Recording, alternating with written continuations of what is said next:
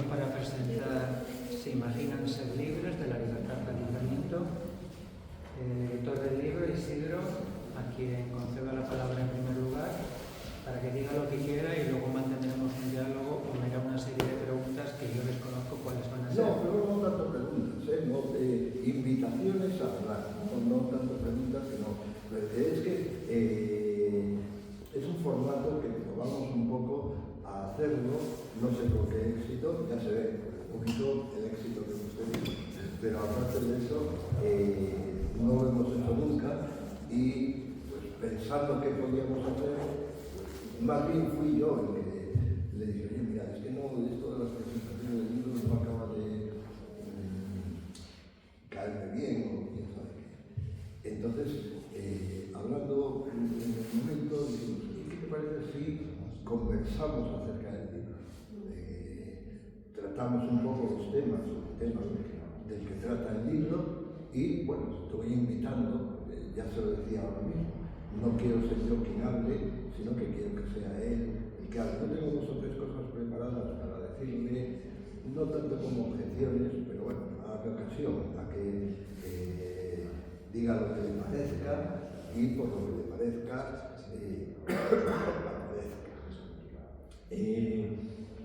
claro, lo último que queremos hacer es, ¿tú has hecho tesis de doctorado? Soy doctor, sí. Lo último que queremos, y quiero yo en particular, es que esto se parezca a la lectura de una tesis, al examen del doctorando y cosas así, donde le pones aprietos y el tribunal se luce más que el propio doctorando, con lo cual no vamos por buen camino, por ese camino. Después, bueno, menos aún que vayamos a rivalizar en saber o en conocimiento, por si uno sabe más que otro de Kant, o de Spinoza, o de Leibniz, o quien sea, que también podría ser una tentación en la que cayéramos a la hora de hacer la presentación del libro. El libro, tengo que decir, bueno, voy a personalizar un poquito en cuanto a mi posición ante el libro. La editorial, que soy yo, si podemos hablarlo así, es fundamentalmente experta en filosofía y, como se dedica a publicar textos filosóficos, textos de autores reconocidos y ensayos sobre cuestiones filosóficas, sobre esos mismos autores, pues me llegan al correo electrónico propuestas de publicación, algunas delirantes, tengo que decirlo también. Hace un par de semanas así, me escribió Empédocles de Agrigento y me proponía publicar un libro que iba a solucionar todos los problemas en el planeta Tierra, fundamentado en el especismo y el antiespecismo. Y escribo bastantes libros de ese cariz, de esa manera de ver las cosas. Normalmente, porque también eso también lo voy adelantando, me cuesta enormemente decir que no. Y me cuesta muchísimo menos no responder. Da, por supuesto, que no te ha interesado lo que te han enviado y quien esté en esa situación pues, entenderá que si no recibe respuesta no va a interesar al editor para la publicación del libro. Y podríamos decir que esto es lo que le ha sucedido, podría haberle sucedido a este libro también, que me llega, Javier, amigo en realidad, ¿no? Pero bueno, que me llega y yo podría haber dicho, hijo de Javier, que yo, en fin, ponerle objeciones y cosas así. Pero, y esto puede considerarse un elogio al libro, porque cuando lo leí, dije, esto lo publico, como si fuera un libro anónimo, de alguien que está en la situación, en la necesidad de publicar su libro sobre el que ha trabajado y bueno, intenta a ver si el editor o un editor es capaz de correr la aventura de publicar los libros. En realidad publicar un libro así tampoco es tanta aventura, depende, si piensas vender 5.000 ejemplares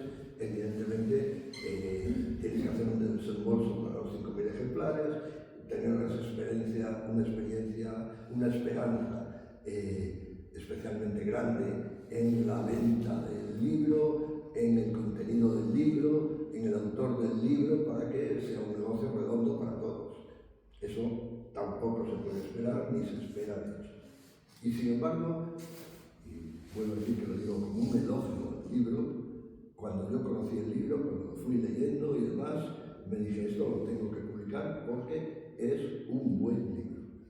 Un libro muy digno de ser publicado, muy digno de formar parte, valga mucho o poco, de la colección de libros que se han publicado también a libros, y ahí nos pusimos a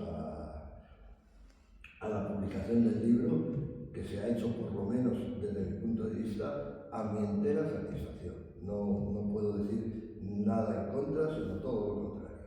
Porque es un libro bien escrito en un sentido que hay que entender. No es un libro que tenga, digamos, florituras, que se lea con un agrado enorme, ¿no? Es más, es un libro especialmente seco, donde abundan las oraciones enunciativas, muy pocas subordinadas, y directamente a decir lo que quiere decir con una rectitud que, pues en cierto modo es envidiable, que hay que saber hacerlo, hay que saber ponerse en la línea recta y seguir adelante escribiendo por lo que pide el libro, por lo que pide la temática, por lo que pide el avance de cada uno de los conceptos que se van ahí introduciendo. Después, esa escritura, buena escritura, vuelvo a decir, muy adecuada a, digamos, el deseo de transmitir con mucha claridad aquellos conceptos que se quieren tratar, discutir, cuestionar o incluso afirmar. Vuelvo a decir que esto está hecho de oraciones enunciativas, afirmativas o negativas en gran medida. Yo creo que prácticamente todo el libro son enunciativas o de ese tipo. Los conceptos están claros, como nunca o como pocas veces sucede en este tipo de libros, donde no queriendo que te pillen, andas por ahí disimulando un poquito lo que quieres decir. Pues no, se dice lo que se quiere decir desde las primeras líneas que voy a leer. Dice, además poniéndose él en cuestión, no en cuestión, en el tema. Dice, el autor de esas páginas está convencido de que los humanos carecemos de la facultad denominada libertad. Y entonces, bueno, pues una vez que te han dejado claro, bien claro, el campo de juego donde se va a jugar la partida, vamos a entrar en la partida. Es decir, no me parece que la libertad sea una facultad inherente al hombre. Y entonces vamos a discutir, claro, eso ya desde el primer momento trae cuestiones aparejadas. Si no hay libertad, ¿qué hay? Se dice enseguida, lo que hay es determinismo. Lo que estamos es condicionados, mucho más si recordamos, y lo voy a leer también, el pequeño texto, el fragmento de Spinoza, con el que se introduce el libro, una especie de, los técnicos lo llaman exergo, dice Spinoza, cita de Spinoza, de la ética demostrada según el orden geométrico, dice, los hombres se imaginan ser libres. Y entonces, pues, tenemos ya el título del libro. Y ahora la explicación también, muy condensada del propio Spinoza, puesto que son conscientes de sus voliciones y de su apetito, y ni soñando piensan en las causas que los disponen a apetecer y querer, porque las ignoran. Así pues, ya tenemos la causa de por qué acerca de la libertad solo cabe imaginar que existe, imaginar que es posible que se afiance tal libertad. Y a su vez, aquí hay una pequeña contradicción, si estuviéramos hablando con Spinoza, yo se lo diría, le diría, bueno, son conscientes, pero después lo que resulta es que ignoran todo acerca de esa cuestión, que no son conscientes. En estas 5 líneas de Spinoza, que habría que llamarle la atención hasta qué punto está él mismo expresándose de una manera contradictoria. Pero bueno, queda bien claro, se imaginan ser libres, es una cuestión que depende del conocimiento que los hombres tienen de sí mismos, de la conciencia que los hombres tienen de ella misma. Y por tanto, si hay un problema, es problema del hombre, no problema de la libertad, que al fin y al cabo no existe. No hay tal libertad, en cuanto que tal libertad, la conciencia de la libertad, el conocimiento de la libertad, se basa en una forma palmaria de ignorancia. Y de ignorancia, sobre todo, de las causas de la acción que le llevan al hombre a soñar, también utiliza ese verbo ahí por ahí, o imaginar que existe tal libertad. Y entonces, bueno, pues empezamos bien, empezamos entrando en el terreno del juego, donde pues no quedará otra cosa más que debatir con esa manera de ejercer la libertad y con la manera que ha tenido a lo largo del tiempo. Hay aquí un pequeño esbozo de la historia de la idea de la libertad, sea a partir de la polis griega, sea a partir del Imperio Romano, de la concepción de la ciudadanía romana, sea a partir de la Edad Media, sea a partir de la Edad Moderna, sea a partir de tales o cuales filósofos de la antigüedad griega y sobre todo del mundo racionalista en el sentido filosófico de la palabra, es decir, los filósofos como Spinoza o Descartes, me parece que no está citado en ningún momento, pero eso no pasa nada. Por ahí anda Leibniz, por ahí andan los empiristas, que al fin y al cabo son una especie de variante del racionalismo, Hume en particular, etc. En fin, y Kant. Quizás acerca de Kant le falta al libro, permíteme que te lo diga Javier, un debate mayor, porque la posición, un debate mayor contra él, no contra las posiciones que mantiene Kant, que han sido pues, especialmente claras, muy directas, muy innovadoras en su momento, significa esa revolución copernicana que también conocemos. Yo sé que Javier ha sido profesor de instituto, profesor de enseñanza media, de filosofía, como yo mismo. Por otro lado, añoro todos los días aquellos tiempos en los que daba clase, porque realmente era un placer enorme, no sé si para ti lo era o no. Es que la enseñanza tiene sus dos mundos. Uno, el dar clase, y por tanto repasar año tras año la historia de la filosofía, un placer enorme, y otro, enfrentarse con una serie de acémilas que tienen un interés mínimo por la filosofía y por lo que me dices, y al mismo tiempo aguantándote a cada momento decirles que son unas acémilas que no tienen justificación en la manera que tienen de seguir las clases o de seguir las cuestiones que tú les planteas. Pero no voy a desviarme, que si no me meto en otro tema. Bueno, decía que es un libro, para mi gusto, perfectamente merecedor de ser publicado por un lado, pero en segundo lugar y sobre todo de ser leído naturalmente por lectores medianamente interesados por la temática, la libertad, y a su vez medianamente interesados por el pensamiento filosófico, que aquí se repasa pues desde aquellas antigüedades griegas como los estoicos, los epicúreos, Epicteto y demás, ¿no? En fin, el mundo romano, el mundo cristiano, con sus características propias de cada uno de esos momentos en los que ahora no voy a entrar. También quería decir otra cuestión que ha influido mucho en la publicación del libro, que no depende de los merecimientos del libro, que en realidad yo creo que lo merece desde el primer momento, ¿no? Merece ser publicado y merece ser leído. Depende más del editor, es decir, de mí. Me sucede, y eso importa para quien está en el asunto, me sucede que, y esto por aquí también cabe en algún análisis de la libertad, soy capaz de decir que no.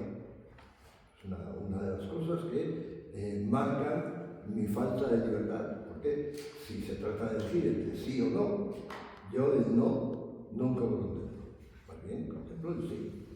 Mucho más si encima Javier me dice, oye, y habrá que presentar el libro. Y digo, pues a mí, menos aún. Y sin embargo, también siendo incapaz de decir que no, hemos buscado una alternativa que dé un poco el paso a esta cuestión en la que estamos ahora mismo, en esto y demás. Bueno, echándole un vistazo al libro se aprende mucho, yo mismo he aprendido, que no puedo decir que no, se aprende mucho, no tanto en el conocimiento exacto de un detalle, de un dato, de una formulación o cosa parecida, sino en el desarrollo mismo del tema, o sea, cómo se va, digamos que enlazando una cosa con la otra, se va estableciendo poco a poco y sin prisas y muy rigurosamente la idea que se quiere transmitir desde muchos puntos de vista y todos ellos creo que acertados. O sea, no voy a pensar de otra manera, pienso exactamente que está el libro muy en su punto para aprender no tanto lo que es la libertad, lo que es el determinismo, que también es natural, y las razones para admitir la libertad, las razones para negarla, que sigue siendo pues, una cuestión discutible en muchos aspectos, ¿no? Sino, ¿cómo se hace esto? ¿Cómo se va enlazando? ¿Cómo se va tirando de un hilo que te lleve un poquito a través de toda la historia de la filosofía, que dé una especie de explicación de cómo la libertad ha estado presente aquí o allá, cómo la libertad se ha modulado en tiempos cristianos, pero incluso en culturas que no son la cultura occidental, sino del budismo, de muchas cuestiones, y vuelvo a decir que yo particularmente de eso he aprendido, no de otra cosa, que cómo se va tirando de un hilo y se va llevando la cosa a donde se quiere llevar, que es justamente la afirmación que he dicho desde el primer momento en el desarrollo general del libro. Pero bueno, me detengo ahí, quiero subrayarlo especialmente, que no hay ninguna duda acerca del valor que le concedo al libro, todo lo contrario. Y entonces, pues hay dos o tres cuestiones que sí quiero plantear y que, bueno, pues, pienso que Javier lo puede, bueno, sobre todo también quiero invitarle a Javier, porque hay una cosa especialmente valiosa en el libro que no voy a resumir yo porque lo haría mal o lo diría peor, que Javier puede hacerlo mucho mejor. Y es el entramado que hace Javier entre la cuestión de los medios y los fines. Es decir, se trata, eso en el caso de cualquier conducta que queramos analizar o explicar, pues se trata naturalmente de distinguir a dónde va a parar todo eso, es decir, de hablar de los fines y a su vez como se trata de escoger los caminos que nos lleven a ese fin buscado, pues se trata de establecer qué relación tenemos con esos caminos, con esos medios, para obtener o no obtener esos fines que se pretenden. Y realmente pienso que es uno de los hilos por los que va circulando todo el libro, la cuestión de los medios y de los fines y la elección de determinados medios para que necesariamente, ahí entramos en contradicciones, encontramos en dudas o en cosas parecidas, nos lleven a la obtención de aquellos fines que buscamos, que son la supervivencia, que son el bienestar, el disfrute del bien común, en fin, todas las cosas que son evidentes y que a su vez dependerían de nuestra libertad de escoger o de elegir. Bien, y más, bueno, en fin, hay un capítulo especialmente dedicado a esta cuestión, es el capítulo de las causas. Recordamos que el gran problema del hombre a la hora de enfrentar la cuestión de la libertad es el problema de las causas.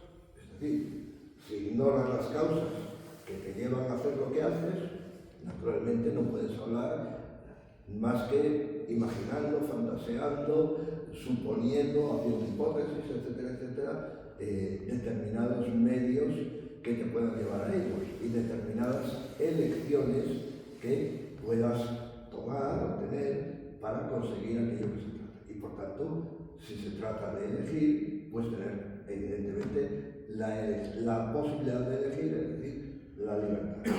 Y no te sientas ni obligado, ni coaccionado, ni condicionado para escoger tal o cual medio para llegar a tal o cual fin. hablando de las causas, que es un tema fundamental para lo que estamos aquí diciendo, hay un capítulo esencial, para entender un poco, para seguir el razonamiento de Javier, que se llama 4 tipos de causas, muy dependiente de las 4 causas, o las 4 clases de causas de Aristóteles, bien sabido por todos, la causa material, formal, eficiente y final. En realidad lo mismo que en el caso de Aristóteles, la causa final, que en cierto modo manda sobre todo, pues aquí también manda sobre todo. Pero bueno, da un repaso de esas 4 clases de causas, siempre orientado desde el punto de vista de la libertad y de cómo actúa sobre la conducta humana aquello que llamamos las causas de la acción y la versión que hace la causa material, muy bien, la causa formal, a lo mejor, la causa eficiente es una evidencia, que es una de las cuestiones que están detrás de todo esto, y lo que verdaderamente importa o hay que saber y dominar es la causa final, es decir, dada determinada causa, dada determinada cosa, esa cosa está orientada en un sentido hacia la consecución de un fin, de una finalidad, que es justamente lo que explicaría la existencia de la conducta humana y, por otro lado, claramente, de la libertad que hay en humanidad. Pero, pues, puedes interrumpirme en cualquier momento y decir, no, bien, esto va así. No, pero leyéndolo, y no es un defecto del libro de Javier, sino, digamos, esa especie de obnubilación de la libertad, que actúa, digamos, en segundo plano y, de cierto modo, está como tapada con una nube. Yo me decía, bueno, pues es que lo que importa no es tanto si hay libertad o no la hay, si nos creemos o no nos creemos libres, si todo depende de la imaginación, es decir, de la imagen que componemos acerca de nuestra conducta y de nuestras acciones y la forma en que se plasman nuestras acciones. Es decir, centrándonos en la cuestión de la libertad, cuando lo que de verdad importa, justo, es la elección, la posibilidad de elegir. Es decir, que todo está ahí. Si podemos elegir, si hay elección, ya no nos importa nada si un razonamiento más o menos enrevesado, rebuscado o, bueno, incluso hasta bien fundamentado, niega la posibilidad de hecho de la libertad. Al fin y al cabo, lo que nos importa es elegir, que elijamos entre esto o aquello, superando o no las dificultades con las que nos enfrentamos. Pero la elección es muy importante. La elección como resultado, no como principio de elegir. Es decir, somos libres, somos capaces de elegir y elegimos, ¿no? Elegimos. Es una especie de facto. Elegimos. Elegimos sin ser conscientes de lo que hacemos, sin ninguna duda. El filósofo le cuesta un poco más, al filósofo le cuesta un poco más porque naturalmente el filósofo tiene que conocer bien las razones por las que actúa, por las que hace, por las que entra en el juego, etcétera, etcétera. Y aquello con lo que trata, y demás, se complica la vida, es verdad. Y ahí, pues bueno, estamos en esta situación en la que no hay una salida tan fácil como pueda parecer. Pero, sin embargo, estamos constantemente eligiendo. También sucede que, esto lo discute un poco el libro en algún momento, pero yo pienso que es casi insalvable, que con cada elección lo que hacemos es elegirnos a nosotros mismos. Es decir, que yo puedo elegir entre, no sé, hablar al micrófono, o como tengo la garganta tan escacharrada, hablar sin micrófono y por tanto no comunicarme fácilmente por la voz o como hacía García Cano, que no quería ver ni en pintura el micrófono a la hora de hablarle a su auditorio en este caso, o cualquier otro tipo de elección que estás constantemente haciendo, entre otras cosas. En primer lugar, pero también eso me hace pensar mucho, las palabras que utilizas para comunicar lo que quieres decir. ¿Eres consciente un minuto antes de lo que vas a decir, las palabras que vas a utilizar, el argumento que vas a desarrollar, solo un minuto después. Pues no.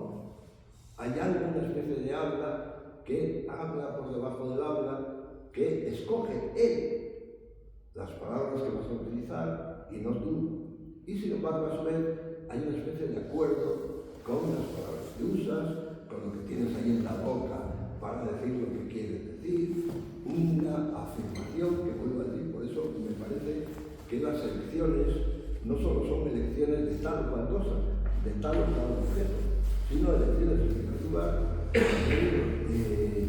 de ti mismo y de la situación en la que te encuentras, el estado en el que te encuentras, y que, como se suele decir, eres más bien hablado que hablas.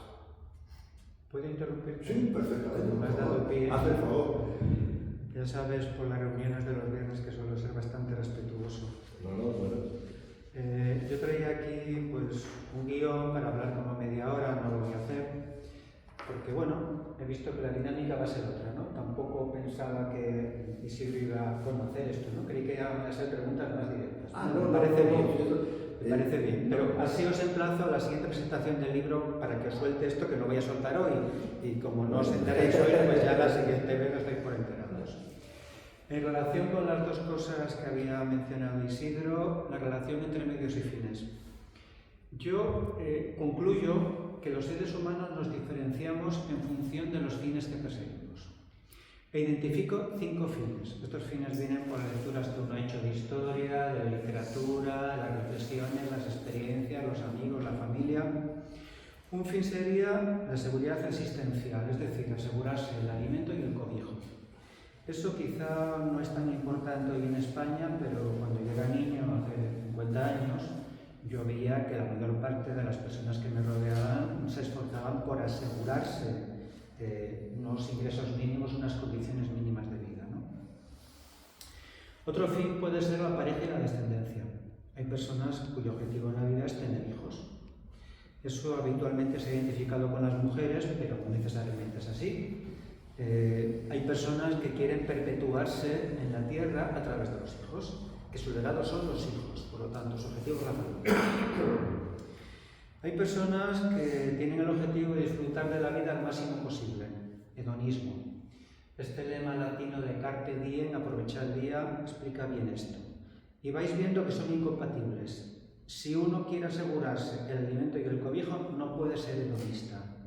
Porque el hedonismo no te permite ahorrar medios para asegurarte el alimento y el cobijo, más bien lo fundes todo ahora para disfrutar al máximo del día, que mañana ya veremos cuando salga el sol. Y al mismo tiempo, la gente que es hedonista no puede plantearse tener hijos, porque fundamentalmente piensa en sí mismo y en sus placeres. No tiene sentido que se plantee ser padre o madre, y si lo hace, pues será un mal padre o una mala madre, ¿no? No digo que todo el mundo sea coherente, no, habitualmente no lo somos. Lo que digo es que nos dividimos, en mi opinión, por uno de estos fines. Cuarto fin, conocimientos y vocación profesional. Hay personas, entre las que me incluyo, cuyo principal objetivo en la vida es aumentar los conocimientos, descubrir algo, pues alguna técnica nueva, tecnología, algo en relación con los seres vivos, algún animal nuevo, lo que sea, y a través de ello llevar una carrera profesional. Y hay personas, por último, que tienen el objetivo de una vida tranquila. Si nos preguntamos por qué ingresan las personas en conventos, pues al margen de lo que ellos digan del pecado, Dios, etc., psicológicamente, la explicación es que quieren una vida sin problemas. No hace falta meterse en un convento para mostrar este tipo de vida, porque yo creo que todos conocemos personas que fundamentalmente su objetivo es pasar por la vida de puntillas, no hacer ruido, que nadie se fije en ellos y llevar la vida lo más tranquila posible. Podemos discutir si son estos 5 fines, son 4 o son 6, pero básicamente si aceptamos que las personas nos guiamos por alguno de estos fines, entonces los medios se explican por los recursos o los caminos para llegar a ese fin. Es decir, los fines no se eligen racionalmente. Uno los asume en la vida, como respira el aire, como asume el alimento le hace crecer, esos fines le hacen crecer, pero no los analiza racionalmente. Obviamente estoy hablando de fines que podemos justificar, no convertirse en un serial killer, ¿no? En un asesino en serie, no estoy hablando de eso. No son fines racionales, lo cual no quiere decir que la razón no los pueda justificar, pero es que la razón no puede justificar por qué es mejor tener pareja y descendencia que tener tranquilidad de ánimo.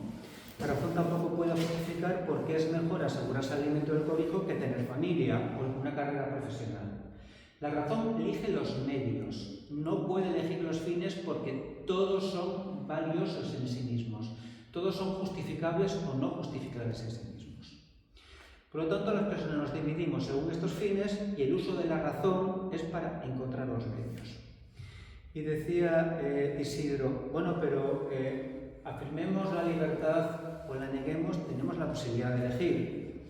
Bueno, tenemos la posibilidad de elegir, por ejemplo, un arbitrio que llamo débil. Vamos a un restaurante, tenemos la carta, los segundos platos. Pescado, pollo, carne.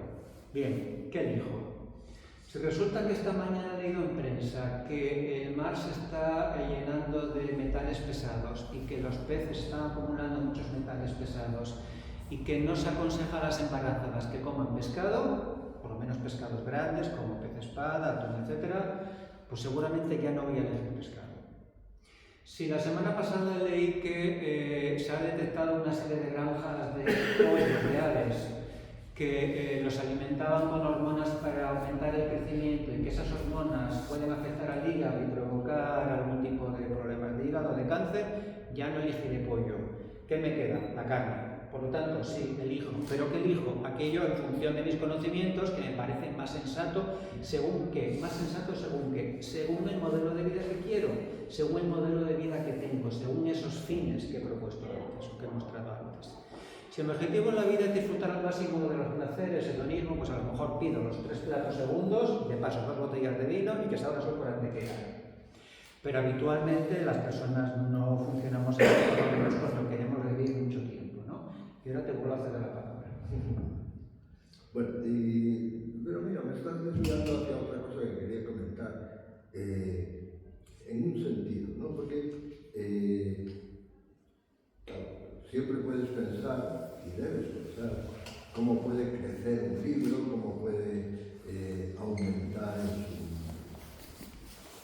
en su alcance, en el dominio del tema, etcétera, etcétera. Entonces, leyendo esto ha sido muy reciente, he estado, bueno, primero luego leí un poco Santo de Mata antes de publicarlo, después mientras lo publicaba seguía leyendo a Santo de Mata y ahora ante este acto que estamos haciendo pues ya lo he leído con más atención. Y entonces me ha llamado la atención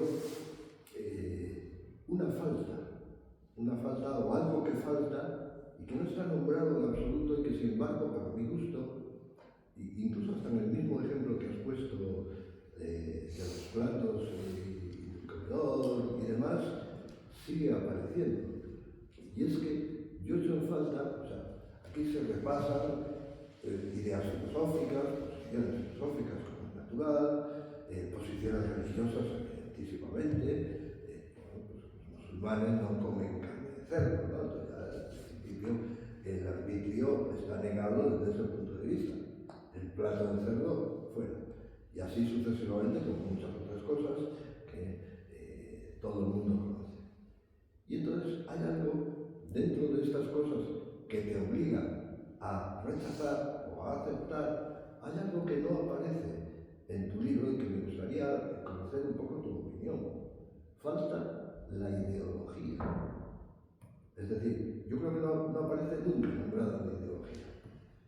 Y sin embargo, en nuestros tiempos, la ideología, que para mí es una cosa fundamental, esencial, en nuestro pensamiento, en nuestra manera de valorar el mundo, la vida, al hombre y las cosas que nos rodean, que está ahí presente constantemente e ineludiblemente, merece la pena ser estudiada como algo que coarta la libertad. No quiero decir nada más que eso, que dentro de lo que coarta la libertad, por ejemplo clarísimo es la religión. Si están los mandamientos religiosos funcionando en todo lo que hacemos, naturalmente esos mandamientos religiosos colaboran en que no actuemos libremente. Ahora, ¿importan ahora tanto, por ejemplo, los mandamientos religiosos? Para algunos le importará decisivamente. Pero para el común de los mortales, en el tiempo que nosotros vivimos ahora, lo que de verdad coarta nuestra acción y la condiciona y está, por decirlo así, patrocinando de cierto modo nuestras elecciones y por tanto obligándonos a tomar decisiones en uno u otro sentido, es la ideología. Y eso sí se necesita, digamos que, yo no voy a decir si es bueno o malo regular, es que es una evidencia, es algo que está ahí presente en nuestras maneras de enfrentarnos con las cosas, con el mundo, con nosotros, etc. La ideología nos obliga de mil maneras y a su vez, por tanto, determina, como se puede decir el lenguaje que se usa aquí, determina y no admite una libertad que podría perfectamente dirigir cualquier acto, esté o no esté dirigido por determinadas opciones o decisiones ideológicas. Y sabemos perfectamente que eso sucede. Tienes razón en tu observación. Hay una explicación para esto, no hay una explicación para todo. Otra cosa es que a veces la encontremos, ¿no? En mi libro anterior, que presenté aquí hace año y medio, como un alumbrado general, modos de producción, familia y sexualidad, como era un estudio de los modos de producción, la ideología era un poco la que justificaba, bueno, pues el trabajo y el reparto de la riqueza, ¿no? Más el reparto de la riqueza que el trabajo. Al fin y al cabo, la ideología sirve para justificar las diferencias de clase que se basan más en el reparto de la riqueza que en el propio trabajo en sí. Entonces, quizá mostré mucho la ideología en ese libro y en este otro me apetecía menos meterme en política porque al fin y al cabo la conexión de la ideología con la política es obvia, ¿no? Tu ideología, si no es política, tiene un fondo político muy claro. Y en este caso me parecía que, como lo había tratado en el libro anterior, pues podía permitirme en este libro meterme en campos novedosos que no había tratado hasta ahora. Recuerdo que tienes un capitulito que se llama Derivaciones políticas. Lo tengo, porque la política es inevitable y ahí viene la explicación del subtítulo, de la libertad al libramiento. Esto de miento, el sufijo miento, quiero decir, indica acción y efecto de hacer algo. También puede indicarlo acción en liberación, pero me parece que la palabra liberación está muy manida. Y además da lugar a sustantivos de lugar como habitación, embarcación, etcétera, que me vienen antes. Bueno, entonces, el asunto es posiciones. Cuando se llega al capítulo final, se supone que el lector o la lectora tiene que estar convencido de los capítulos previos, ¿no? Entonces la idea es que todos somos tan limitados a la hora de analizar las cosas, tenemos tantos prejuicios, especialmente los tienen las personas que no creen que los tienen, y pongo ejemplos de la Ilustración. Si alguien creía en Europa que no tenía prejuicios, eran los ilustrados, y vaya los que tenían. Pues como esto es inevitable, no hay manera de evitar esto, no hay manera de pensar, ya he descubierto la piedra filosofal, yo sí soy racional, yo sí puedo juzgar la realidad, hacedme caso, yo sí tengo razón. Finalmente hay un ser humano que soy yo que tiene razón. Como esto es, ya tenemos suficiente experiencia histórica para saber que es falso y mentira, si alguien se empeña en ello, la única forma que tenemos de evitar los prejuicios, las trabas, es mediante una tarea colectiva, a la que denomino libramiento. Solo poniendo en común nuestros prejuicios y sometiéndolos a crítica, pero no con la idea de que al final unos saben más que otros, sino que todos saben más o menos lo mismo, porque en la época ilustrada el 90% de la población europea era analfabeta, por lo tanto, bueno, los que sabían leer y escribir podían presumir que sabían más que los demás, pero eso por fortuna no es así, todos tenemos ya suficientes conocimientos, ¿no? Por lo menos estamos alfabetizados. Nadie puede pretender en ese sentido que es más racional que otro. Y cuando lo pretende, bueno, pues no es así. Es un prejuicio seguramente de clase, de sexo o pura arrogancia. Entonces, por lo tanto, la única manera de la libertad es una tarea colectiva de la especie, que es el libramiento, que es todos en común ponernos a debatir cuál sería el mejor camino para la especie humana, para el futuro, y intentar evitar los problemas que hemos tenido. Esto conlleva, por supuesto, la democracia, porque la apuesta por unos dirigentes omniscientes que saben más que los demás no ha funcionado. el caso actual de las teocracias, ¿qué vamos a decir, ¿no? Cuando se junta además la religión con el despotismo, con la tiranía, con el asesinato de los oponentes, esto para mí es lo peor que hay. En los ejemplos que cito el libro, los dos casos del peor sistema político que hay en la Tierra en este momento es el Reino de Arabia Saudita y la República Islámica de Irán. No sé lo que durará la República de Irán, pero Arabia Saudita sospecho que va a durar bastante, por lo menos mientras tenga petróleo. Bueno, pues entonces el libramiento es la tarea colectiva de poner en común nuestros deseos, nuestras formas de vida, nuestras singularidades, para intentar entre todos superar los prejuicios que inevitablemente a nivel singular tenemos, porque nuestra razón no nos da para más, no nos da para superarlos. Sí, no, yo lo que quería decirte cuando estaba pensando, yo creo que es también una palabra, un concepto, si queremos decirlo así, sobre el que podrías insistir más para aclarar al lector bien lo que entiendes, como has explicado ahora, por libramiento, porque el problema de esa palabra es que tiene un campo semántico bastante amplio, porque no es lo mismo librar un combate que librar de las cadenas, por ejemplo. Entonces, y las dos palabras, esto que estoy diciendo ahora, las dos acepciones, están muy distantes entre ellas, por lo cual quizás necesitaban más fijar el concepto y decir, bueno, yo lo que entiendo es esto, como has hecho con el miento, pero la raíz, el librar, me parece que tiene, bueno, ya si quiero pensar en el francés, librar es entregar, de tal manera que algo tendrá que ver con la etimología de las palabras y la cercanía de unas palabras y otras, ¿no? Nada más que te invito a... Sí, bueno, es que yo creo que a nivel individual no nos podemos liberar de nuestras limitaciones. Limitaciones son las que son. Y no tenerlas no es mejor, porque un caso que cito en el libro es de los niños ferales, antes llamados niños salvajes, ¿no? Son niños que fueron abandonados o se perdieron en el bosque. Aquí los cuentos europeos son muy prolíficos, ¿no? Lancito, Hansel y Gretel, etcétera, que por cita, habitualmente narran el abandono de niños, pero también podían perderse. Bueno, y milagrosamente sobreviven. Se les encuentra con 6, 8, 10 años. Estos menores, cuando se les encuentra, por cierto, nunca se ha encontrado un adulto con 30 años que superara esa condición, ¿eh? No se sabe muy bien qué pasa, pero los mayores se encontraron con 10, 12 años. Bueno, pues cuando se encuentran estos menores, se encuentra no al ser humano, sino al primate. Es un primate lo que se encuentra.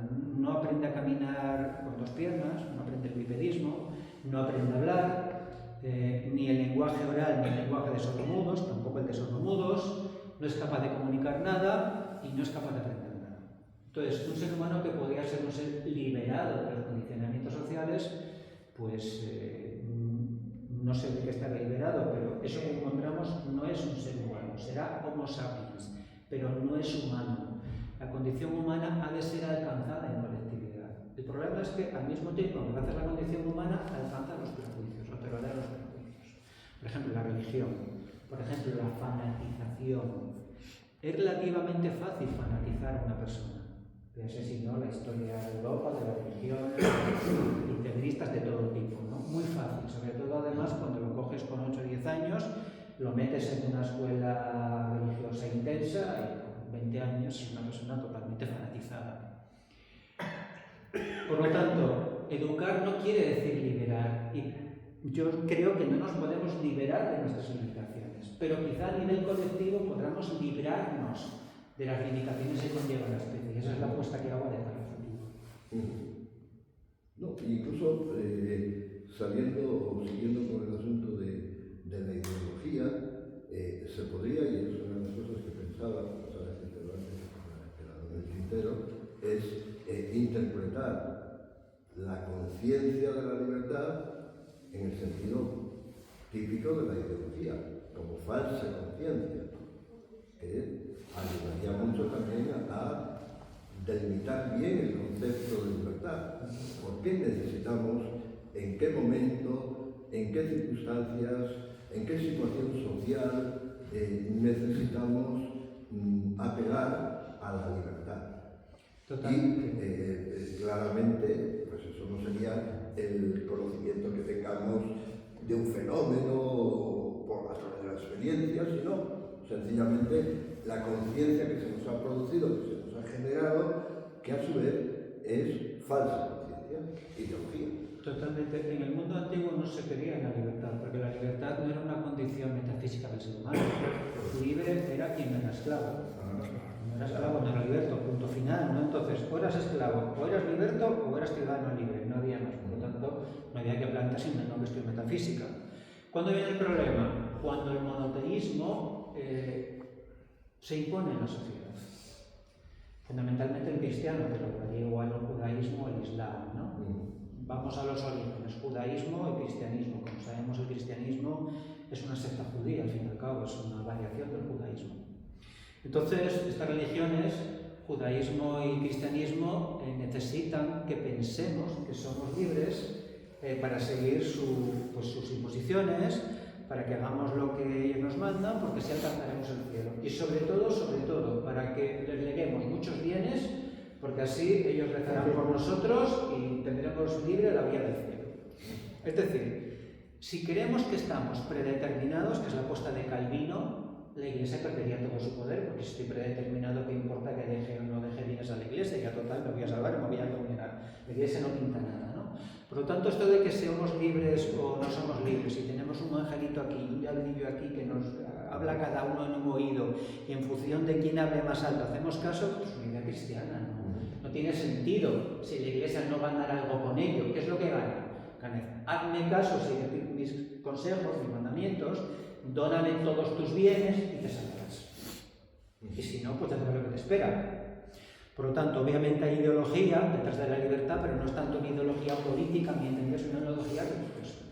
Y justamente porque estamos en un tiempo de la muerte de Dios, yo creo que es más fácil argumentar ahora con la idea de que no somos libres. Y además hay más estudiosos que muestran esto, por ejemplo, psicólogos conductistas, ¿no? Lo de la rata o la paloma que se mete en la caja y cuando picotea la palanca se le da de comer. Puro condicionamiento básico, ¿no? Esto en la época de Spinoza no se sabía. Bueno, es una forma de conseguir que los alumnos hagan cosas. Esto incluso lo tenemos aprendido porque siempre que hay presentación de libro tenemos unos vinos ahí para que la gente se anime a venir y así asocia la presentación de libros con el vino, que parece que no ha funcionado mucho. En fin, sigamos con el tema. Entonces, efectivamente, la libertad como posibilidad metafísica del ser humano, no la libertad para votar en un partido, por supuesto, eso lo tenemos.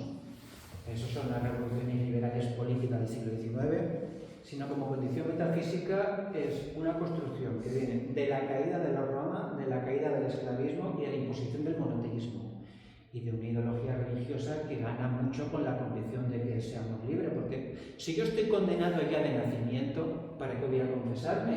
¿Para qué voy a ir a misa? ¿Para qué voy a llevar mis bienes a la iglesia? Da igual, ya estoy condenado, ya estoy salvado. Si ya estoy salvado, ¿para qué voy a molestar? No necesito ir a la iglesia. O incluso, si con mi propio esfuerzo, esta es la energía de Pelagio, el monje Pelagio. Pelagio decía, yo puedo con mi esfuerzo salvarme, no necesito los sacramentos. Ojo, si no necesitas los sacramentos, entonces no tienes que ir a la iglesia, sino que tú con propio esfuerzo te salvas. Hereje, Pelayo, hereje. Claro, la iglesia necesita que creamos que somos libres y además que ella nos puede salvar con los sacramentos. Si no, la cosa no funciona. Claro, esto ya lo hemos comentado. Pero la ideología también se presenta como salvadora. Sí, también se presenta como salvadora en el caso del capitalismo actual y la ideología de libre mercado, ¿no? Quien no es multimillonario será porque no se esfuerza lo suficiente. Por ejemplo. Y si no te esfuerzas lo suficiente y eres pobre, pues la culpa es tuya. Por lo tanto, no nos pidas ayudar a los demás, que la culpa es tuya. Ahora, la pregunta, ¿hay parcela de libertad? No leí tu libro todavía, ¿no? Así todavía no le puedo responder a tu libro. Pero ¿hay parcelas de libertad? Yo creo que si existen, que yo no las encuentro, serán muy pocas. Yo no las veo. Me podréis decir, me sorprende que alguien todavía no haya dicho, pero vamos a ver. Tú que estás negando la libertad, ¿quién te ha obligado a venir aquí? ¿Quién te ha puesto una pistola en el pecho para venir aquí? ¿Te ha obligado a alguien? No, pues entonces eres libre, así que te estás contradiciendo. Tú mismo, al presentar este libro, te estás contradiciendo. Y respondo, no es verdad, no me contradigo. ¿Y por qué no me contradigo? Porque todos los autores queremos, pues mostrar nuestro pensamiento, vender libros si se puede, aunque aquí el beneficiado va a ser él, yo no gano un céntimo, otro tema. Por lo tanto, los autores tenemos que ir a los sitios donde nos invita, o incluso plantear nosotros mismos el asunto, para exponer nuestro pensamiento y vender los libros si puede ser. Por lo tanto, yo no he sido tan libre al venir aquí, vosotros tampoco, porque venís porque sois amigos, o de cruce, solidarios de la actividad Pero, por cultural. ejemplo, no podés suponer que alguien puede estar acá porque leyó tu libro anterior y le gustó tu libro anterior. Bien, en ese caso es una persona que busca aprender y agradece el camino que yo planteo para seguir aprendiendo. En todo caso, su fin es aprender y yo soy un medio. Es decir, viene porque conoce la posibilidad de venir aquí. Más que un medio, sos un sujeto que escribe. ¿Cómo? Más que un medio, sos un sujeto que escribe. Sí, pero soy un medio para esa persona. Un libro siempre es un medio para una persona, para que esa persona se desarrolle como persona, aumente sus conocimientos, consiga no sé qué cosas. ¿Por qué leemos el libro? Leemos el libro por algún motivo, aunque solo sea para, en fin, depende también del libro. No es lo mismo poesía que narrativa que ensayo. Aquí estamos hablando de ensayos ya como un objetivo más determinado. Se supone que para aprender. Luego tienes una vocación de conocimiento en tu vida. Estás convencido de que el conocimiento es importante para vivir. Por lo tanto, esto es un medio para tu fin. Y ahora Espino... Me estás utilizando para tus fines. Sí, eso aquí, sí, aunque sí, no lo reconozcas, porque es duro, pero... Sí, es verdad, claro que lo usas para tus fines, tienes razón. Ahora, Espinosa, vos lo citás en el libro, ¿no? De entrada. Espinosa, en ese cuarto, escribía, digamos, y no era libre en ese momento Espinosa. Es una pregunta que te hago a vos y la hago yo también. Spinoza no buscaba pareja y descendencia, parece ser, no buscaba seguridad existencial, lo pasó fatal, como sabemos, por escribir. Probablemente vivió menos por escribir, desde luego no buscaba el hedonismo, no buscaba tranquilidad de ánimo, todo lo contrario, toda una vida tormentosa. ¿Qué buscaba? Conocer más, expresarse, ayudar si podía a que otras personas pues interpretaran la realidad de una forma más correcta que hasta ese momento se interpretaba. Es decir, Spinoza estaba tan condicionado por sus fines como lo estaba yo. Evidentemente, nadie le ponía una pistola en el pecho para que escribiera. Más bien la amenazaban si lo hacía. Con eso y con todo, fíjate, incluso con amenazas, incluso con expulsión de la judería, de la Aljama de Ámsterdam, ¿no? Incluso el anatema, creo que lo anatemizaron, si me equivoco, que es lo peor que le pueden hacer desde el judaísmo, ¿no? Lo peor. Pues con eso y con todo siguió adelante, y no precisamente para conseguir fama o dinero. Consiguió adelante porque estaba convencido de que su fin en la vida tenía que ser ese, y no sería feliz, no hubiera vivido una vida plena si no lo hubiera conseguido. Por lo tanto, era tan poco libre como soy yo, como creo que son los demás. Sí, además tenido en cuenta una circunstancia que probablemente Spinoza también sabía, y es que corría riesgos, es decir, el riesgo de perder la vida. Porque, sí, claro. puliendo lentes, aspiraba a no sé qué sabía de practicar su oficio, y probablemente eso terminó envenenándolo y llevándolo a la tumba. Y eso probablemente sí lo sabía, y corría ese riesgo libremente. Sí, claro, buenas tardes. Estamos en turno ya de... Sí, entrad, por favor, entrad. Muy buenas tardes a todas y todos. Bueno, yo no soy filósofo, yo procedo del mundo jurídico, ¿no? De una profesión. Bueno, pues tampoco estás desautorizado para hablar de esto. Y desde luego el libro de Javier, en la Facultad de Derecho, sería incluido en el índice de libros prohibidos. O sea, es un libro altamente peligroso para la práctica jurídica. Para la práctica y la reflexión jurídica. Para el pensamiento jurídico es un libro peligroso y nocivo, y lo digo en el sentido de provocarte a debate, lógicamente, ¿no? ¿Por qué? Porque todo el derecho liberal, vamos a llamarlo, el derecho que procede de la Ilustración, realmente, ¿no? A partir de ahí se asienta sobre la idea de libertad. De hecho, si suprimiésemos la idea de libertad, se caería bajo el sistema. Y por eso digo que es un libro muy disolvente de algunas prácticas sociales, ¿no? Por ejemplo, en materia civil, si tú no vas a contraer un matrimonio libre y voluntariamente,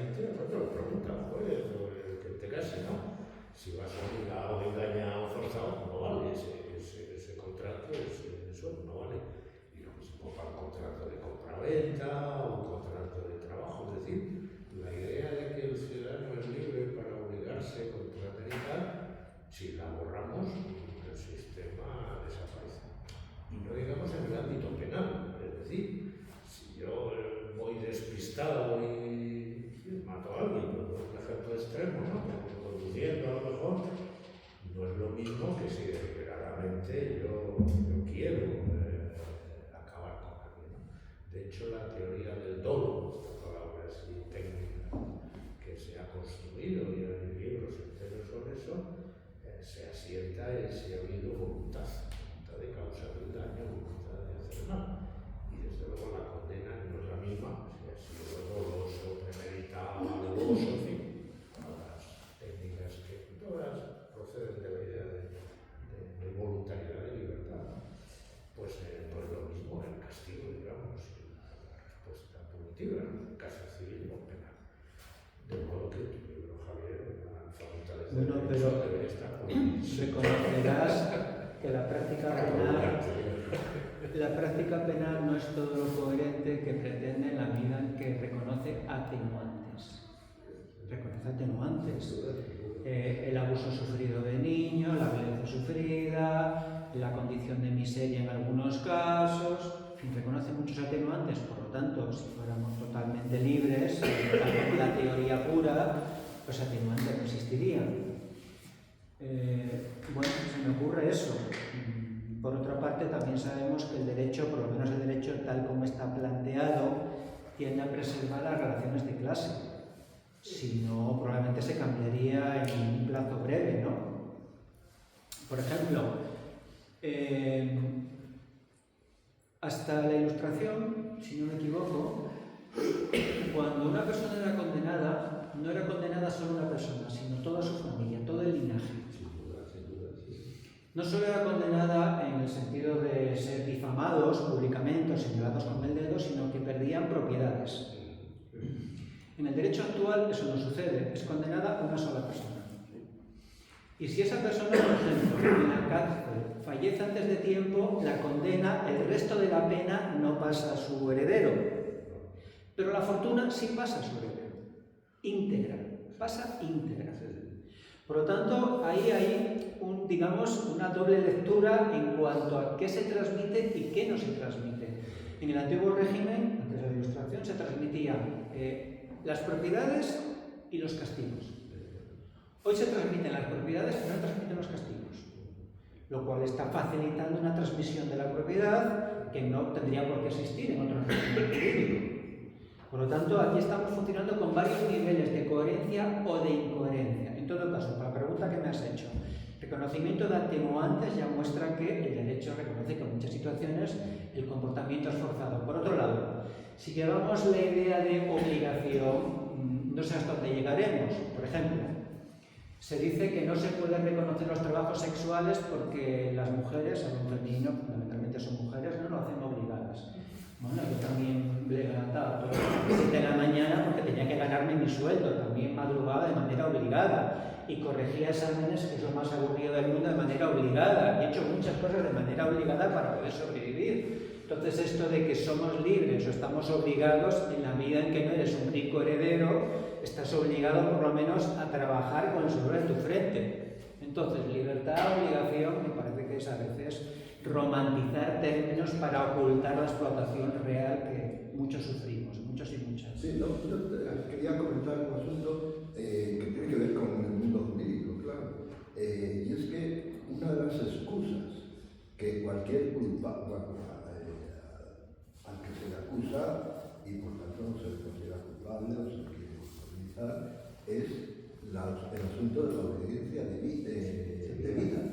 Es decir, que yo no soy responsable de eso porque cumplía órdenes y por tanto a mí que no soy libre, sino que estaba como un engranaje obedeciendo en la cadena. Eso tienes toda la razón, es un clásico y el proceso de Nuremberg, por ejemplo. Eso lo iba a hablar también. Se fijó ese debate ya. Sí, pero no solo eso, incluso en el caso de Nuremberg todavía tiene su complicación mayor, porque al cabo ahí están juzgando a Goebbels, que era el que mandaba. O sea, que ya no le podía decir que se mandaba Hitler, que estaba yo ahí y estaban todos los que mandaban judíos a los campos de concentración y demás, pero tienen todavía una exigencia superior. tierra germana, la cultura, el Reich prometido de los 1000 años y cosas así, que les obliga a cumplir con determinadas cosas, de tal manera que ellos mismos tampoco están decidiendo libremente el exterminio o las maldades de las que se les acusa, sino que siguen siguiendo patrones que son obligaciones ineludibles, que es la escapatoria que se buscan muchos, en eso no hay libertad, porque estoy... Pero ahí sí se me ocurre otra objeción o otra cuestión en este caso, porque el problema que tiene una afirmación tan tajante de la negación de la libertad, o sea, no hay libertad, no somos libres, es una imaginación nuestra, aquello. Pero ¿no sería eso un mensaje reaccionario? Es decir, si no atentamos contra la libertad, si no nos vemos obligados a reconocer que eso es un valor supremo, etcétera, etcétera, no tienen razón todos los que encarcelan, todos los que persiguen, todos los que opriman, etcétera, etcétera. Porque ahí está. En ese sentido, no lo voy a discutir ahora, que no es el momento, pero el libro de Simone Weil sobre las causas de la opresión y de la libertad es muy interesante. Te resultaría, no sé si lo has leído. Sí, ¿no?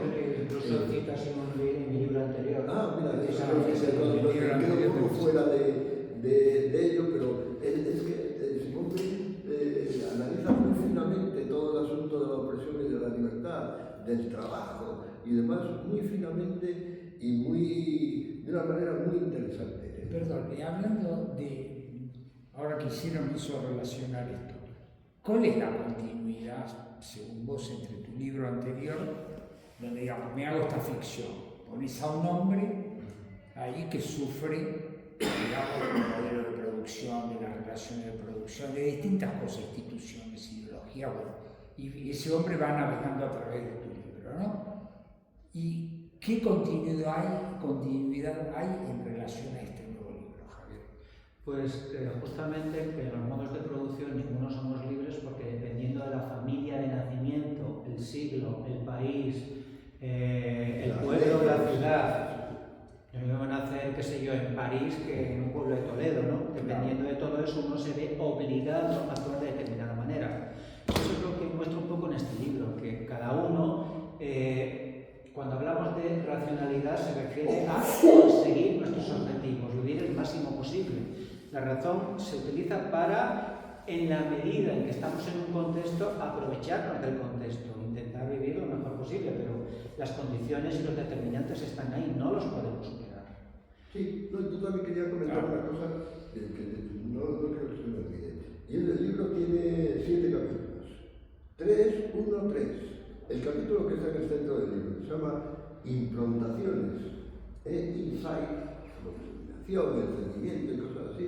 Es un capítulo extraordinario. Tengo que decirlo, me ha interesado mucho desde el principio hasta el fin. O sea, que otras cosas me resultan conocidas, que si Spinoza, que si Kant, que si Aristóteles, evidentemente, y demás. Bueno, pues bien, podrías entrar en discusión de decir, oye, mira, es que la causa material en Aristóteles puede entenderse de esta manera o de la otra manera. Pero el capítulo que llamas o titula Improntaciones, Insight, está muy bien. No digo más porque el que lo tiene que decir es él. A ver, José Luis. Sí, bueno, como sabes, he leído el libro, ¿no? Y estoy de acuerdo con Isidro, que lo he comentado, lo primero que he comentado, que lo que me ha llamado es ese capítulo, que aunque es improntaciones insights, es casi todo informaciones, ¿no?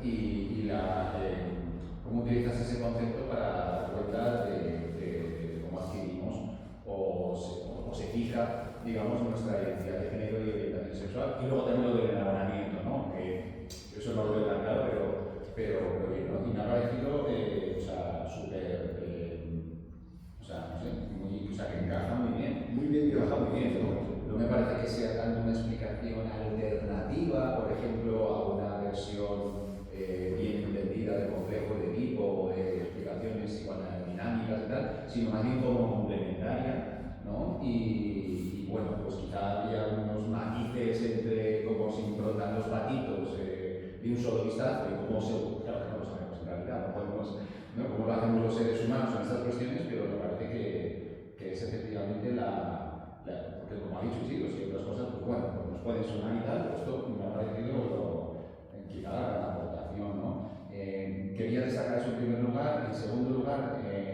claro, una cosa nueva que no te haya preguntado, ¿no? La cuestión de la libertad, yo no veo tanto que sea un problema para el derecho o reaccionario en sentido político, o sea, no tanto para la política, sino más bien para la ética, ¿no? Es decir, porque en el fondo lo que está negando Javier es, en términos filosóficos, ¿no?, la libertad interna, el libre albedrío, la libertad de la voluntad, no tanto la libertad externa o de acción social o política. Entonces, el derecho, bueno, se maneja sobre todo con cuestiones de libertad política, libertad de acción. Y yo entiendo que en ese sentido, si alguien va a la cárcel o no, va también cuestiones, o sea, regímenes reaccionarios o totalitarios o algo así, lo que priman es la libertad, o sea, restringe la libertad de acción, ¿no? Pero, claro, el problema de Javier es más de tipo, creo yo, ¿no?, ético, ¿no? Si tenemos la libertad de libre albedrío, es más bien la responsabilidad de nuestros actos y, por lo tanto, la bondad o maldad ética que puedan ser, o sea, que se les pueda atribuir a nuestras acciones o a nuestra voluntad, ¿no? Bueno, simplemente era preguntar si eso tú lo ves un problema o no, tal. Pero la pregunta central, la tercera cuestión, que te la he preguntado por correo, que no me he quedado muy así satisfecho con la respuesta que me habías dado, pero que cuando has puesto antes esto de los 5 fines, que yo no sé si lo ponías en el libro, no lo recuerdo porque se me ha pasado por encima, ¿no? Sí, está. Claro, la cuestión es que esos 5 fines, sí, los fines de que uno puede buscar la subsistencia o la realización. Página 20, página 20. Página 20, vale. Pues esos 5 fines son todos ellos más o menos fines interesados, fines egoístas, fines. Quizá en el conocimiento pueda parecer más o menos desinteresado, ¿no? Pero en el fondo, no sé si es tu perspectiva, no sé si entiendes que quien se aboca por la línea del conocimiento o el fin del conocimiento lo hace en plan, o sea, en el fondo lo hace porque disfruta con el conocimiento. Y claro, yo lo que te planteaba es, pues todos los fines son en este sentido irracionales, ¿no? La razón simplemente es dirimir entre fines que no elige, ¿no? Pero claro, en plan un poco kantiano, que decía también Isidro, que quizá podría ser interesante, ¿no?, una confrontación más con Kant, hasta qué punto, por ejemplo, el fin del deber moral es un fin racional, o por lo menos Kant, yo entiendo que lo plantea en esos términos, es un fin completamente desinteresado. Y lo que te intentaba yo en los correos plantear es que quizá para mí el verdadero dilema moral, donde nos jugamos lo que propiamente tiene interés en la libertad, no es tanto en ese cálculo de las consecuencias respecto de un fin ya preestablecido, sino cuando tenemos que elegir entre nuestros fines interesados, nuestros intereses particulares, el que sea, y el fin desinteresado del deber moral, porque a veces ese es el verdadero dilema moral, ¿no? Cuando tenemos que elegir, no si tiro por este proyecto vital o este otro, cuál me va a realizar mejor, sino cuando sea cual sea el proyecto vital o nuestros intereses particulares en este momento, y lo tenemos que confrontar con lo que sabemos que es justo o injusto, que a veces no coincide, ¿no?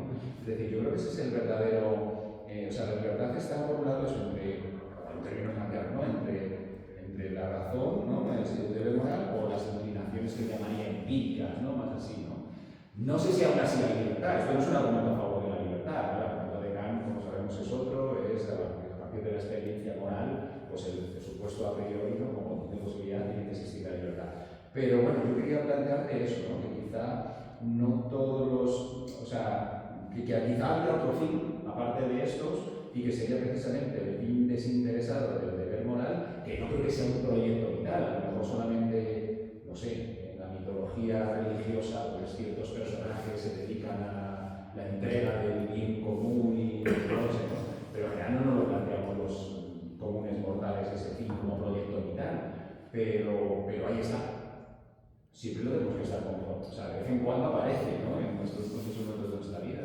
Entonces no sé muy poquito eso cómo lo ves. Sí que bueno, yo no está el cálculo entre los valores que la moralidad o inmoralidad de los humanos está en la elección de los medios, no de los fines. Quiero decir, cada uno de estos fines, que los 5 que he mencionado, que pueden ser 4 o 6, puede alcanzarse por medios morales o inmorales. Por ejemplo, puedo seguir una carrera profesional vocacional trabajando mucho o copiándole a alguien lo que ha hecho y apropiándomelo a mí, ¿no? O poniendo la zancadilla detrás de un compañero, en fin, que los fines están ahí, no los elegimos, pero podemos utilizar medios morales o inmorales. Me parece que plantearse el deber kantiano como proyecto de vida de una persona me parece algo muy complicado. Vale. Pero sí que tenemos que confrontar con el deber, ¿no? Porque la gente, como tú has dicho, a veces tiene que confrontar. Sí. Copio o no copio un examen, por ejemplo, puede ser un dilema moral. Sí. Claro, la cuestión Y ahí no es tanto entre cómo consigo mi mejor, sí, consigo mejor mi proyecto vital, pero la otra alternativa no es por cuál de los dos medios consigo mejor mi proyecto vital. Sí sé que lo voy a hacer mejor copiando. Lo voy a alcanzar mejor el fin de mi proyecto vital o de mi propósito copiando. Pero ahí lo estoy confrontando no con otro medio alternativo, sino con Bueno, alcanzarás o que es injusto. Alcanzarás mejor tu fin si tu fin es el hedonismo, si tu fin es aprender, no. Entonces copiando no aprendes, Bueno. al contrario, te saltas el paso necesario para aprender. Si es dividir por tener una articulación o... ya, no, sí. Pero puede haber casos en los que sí. No, yo solo quería añadir el asunto de que en el caso de Kant y de la evidencia o el factum del deber moral es la demostración de que existe la libertad. Sí. Para Kant, Para Kant.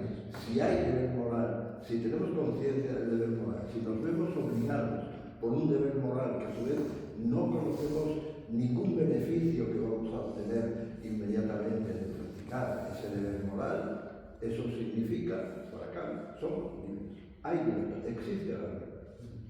Lola, A ver, mira, aquí y con esto ya terminamos. somos pocos, pero todos guerreros, por lo que yo veo. Mira, yo estoy bastante de acuerdo contigo si se ve en términos absolutos, pero no solo con la libertad, si habláramos de otras supuestas cualidades inherentes al ser humano, pasaría lo mismo. Yo, sin embargo, en términos relativos, es como yo creo que hay que ver estas cosas. Por ejemplo, tú has citado dos países, Arabia Saudí y la República Islámica de Irán, en el que, claro, comparado con una señora allí, yo soy mucho más libre. O sea, tú eres más libre que otro, y otro a lo mejor es más que tú. Pero me pasa lo mismo con la belleza, con muchas cosas. ¿Cómo sabemos que alguien es guapo? Lo que sabemos es que es más guapo que otro. Siempre son, desde mi punto de vista, relativos. Eso que tú llamas, yo leeré el libro cuando acabe aquí de leerlo, que creo que queda ya muy poco. Lo que tú habéis contado se llama libramiento. Yo creo que lo que nos ponemos de acuerdo los seres humanos es en el metro, que no es el metro perfecto, pero nosotros decimos, si puedes decidir, mi madre no podía decidir, cosas que yo he decidido. Hasta hace nada las mujeres solo podíamos decidir parir niños. Pues el resto de los fines no podíamos ni planteárnoslo. Y los medios tampoco, porque tampoco eran nuestros los medios. Entonces, yo creo que, no lo he leído, pero eso que tú llamas libramiento, si lo entendemos en términos de que los humanos nos sentamos y decimos, sabemos que somos libres cuando ocurre esto y lo otro. Sabemos que somos guapos cuando somos rubias, cuando somos tal, cuando somos tal, ¿no? Lo que decidamos. Pues, bueno, son conceptos sociales que al final tú los construyes con los otros.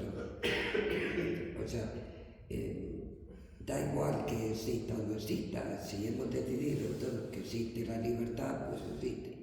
Si hemos decidido que somos todos deterministas, tú sabes de sobra que yo creo en el destino, lo sabes de sobra. Pero, o sea, que por eso te decía al principio que estoy bastante de acuerdo, pero que al final, pues la gente se siente más o menos libre que otro. Yo lo veo así. Y a lo mejor mi explicación es demasiado operativa, es poco trascendente lo que yo estoy diciendo, pero es operativo. Da igual lo que si existe o no existe. Hemos decidido que existe y hemos decidido que en este hemos decidido ya es libertad. sea. Supongo que una señora en Irán, pues a lo mejor con que le dieran esto pensaría que es libre. Totalmente. Tengo una amiga Y yo, sin iraní. embargo, pues todavía Tengo siento una que amiga la iraní que vive en Alemania y por no, que causa se de... queda lo que triña la señora, pues, y nos limita. Yo quizás relacionado con lo que estás diciendo y estando muy de acuerdo con lo que has comentado del capítulo de las improntas, y que lo has comentado tú también porque me gustó muchísimo, quizás sí hace una breve, ya muy breve aclaración, ¿no?, del tema de la impronta. A lo mejor por ahí se puede entender un poco mal, porque lo que comentaba del género, ¿no? O sea, yo soy libre para ser homosexual, soy libre para ser heterosexual, ¿o qué pasa ahí, ¿no? Entonces, a lo mejor ahí es donde está un poco todo mezclado, ¿no? Pero Claro, por eso si lo puedes explicar de una manera breve, ¿no? Pero bueno, cuando lo lea yo, Javier, ya te diré personalmente lo que opino. Bueno, un estudio materialista tiene que basar en la biología el comportamiento. Entonces, yo no creo en los instintos ni en el determinismo genético. No creo que los genes nos determinen. Esto yo lo expliqué en un libro que presenté aquí en 2021 titulado Competencia o Cooperación sobre la ideología que domina la biología. Entonces, si eliminamos los instintos, eliminamos los genes, ¿qué nos queda? Pues un mecanismo que los etólogos llaman improntación y que explica bien el mecanismo de fijación de los animales con la figura materna. Entonces, por ejemplo, los patitos. Cuando digo patitos no tienen por qué ser patos, pueden ser gansos, ocas, etc., ¿no? Pues en las primeras 48 horas cualquier objeto grande y movible que vean se convierte en su madre y siguen el resto de su vida ese objeto. Y si su madre aparece, les sienten terror, porque su mecanismo neurológico, vista, oído, cerebro, asociación, foto fija, ese globo blanco que se mueve, esa es mi madre. Pues me parece que la manera de explicar la asunción del género, cómo se identifica una persona como varón o mujer, o la orientación sexual, o incluso enamoramiento, es a través de improntas. Una persona se enamora en muy poco tiempo, 2 días, 3 días, y una vez enamorada, da igual que le digas lo que digas, que no se va a desenamorar. Nadie se enamora con una conversación, y nadie se enamora tampoco con una conversación. No se iban a decir, mira, esa persona te conviene mucho, enamórate de ella que te va a ir muy bien. Ah, pues ya está, lo hago y me enamoro. Estas cosas no funcionan así, ¿no? No dependen ni de la voluntad, ni del interés económico de uno mismo, de la persona, ni del propio interés vital. Sucede como sucede. Mi opinión son mecanismos cerebrales que funcionan cuando funcionan, tienen su propia dinámica que nadie conoce, por lo tanto yo abro ahí un campo para que los neurólogos o quien sea lo investiguen, ¿no? Aquí los filósofos no podemos montar laboratorio y investigar en ellos, simplemente abrimos vías de investigación o las cerramos, creo yo. Y bueno, pues esto es el mecanismo de importación que yo creo que nos determina tanto a los seres humanos. Sí, me permite porque estaba pensando sobre la marcha, claro que de la misma manera quizá que Freud dice que no tenemos instintos sino pulsiones, y las pulsiones, claro, es que aunque tengan, digamos, un origen biológico en cierto sentido, desde luego enganchan con lo social, y lo social no puedes, ¿por qué? Porque no está ni predeterminado el estímulo que las va a excitar ni la conducta con la que se va a satisfacer, y todo eso depende del contexto y las experiencias sociales del aprendizaje, ¿no? Pues yo creo que en el mismo caso, o hasta cierto punto de manera similar, podríamos decir que, por ejemplo, la impronta de género va a estar, por supuesto, muy condicionada, ese mecanismo quizá de raíces biológicas que podamos todavía mantener, pero va a estar muy condicionada con los géneros que la sociedad te presenta. Que tradicionalmente son 2, pero podrían... Disculpa, pero está el lenguaje.